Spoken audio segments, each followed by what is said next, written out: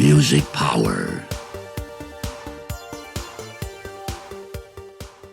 One day, listening to the radio, it was mid-morning. Suddenly we go dead.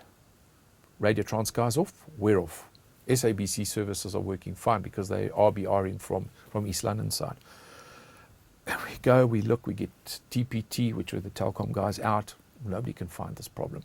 They can trace the audio it's getting to in front of the Holiday Inns because it was a pole that went up the side. And then it disappeared. But at the other side, there was nothing. So they looked at this and they thought, gee, that's strange. So anyway, we walked around looking to see if we could find a DB box somewhere.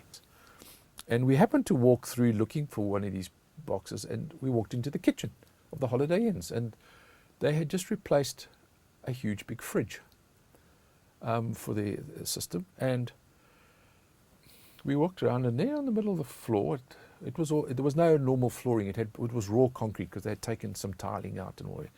There was a wet patch of recently laid cement.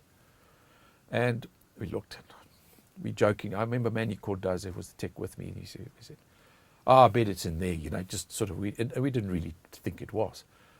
And Manny looked at this and he looked and well, we haven't found a DB box. And why would there be this? Because this wet cement was not connected to the fridge in any way. In other words, there was no cable coming out of it running to a fridge. There was just this wet cement. And I remember Manny taking out his penknife and digging the cement out. And below me down there was a pair of cables underneath the cement. And we had a pair of headphones with us as we were tracing. Out came the croc clips. I listened. Oh, there's Radio Transkei on the one side and obviously not going out on the other. Oh, Capital Radio's there as well. And it's like two croc clips. We joined the services together and we had service back. The guys couldn't believe it. I mean, Holiday Inns were astounded that this was running through their kitchen. So we managed to motivate to get FM repeaters. They were the cheapest. You could buy 20-watt FM repeaters at a very reasonable price. And we managed to put the whole transmitter, everything in the post office building in Umtata and feed it up to the Umtata site. We had to make it horizontal because the aerials at that stage, the receive aerials were horizontal.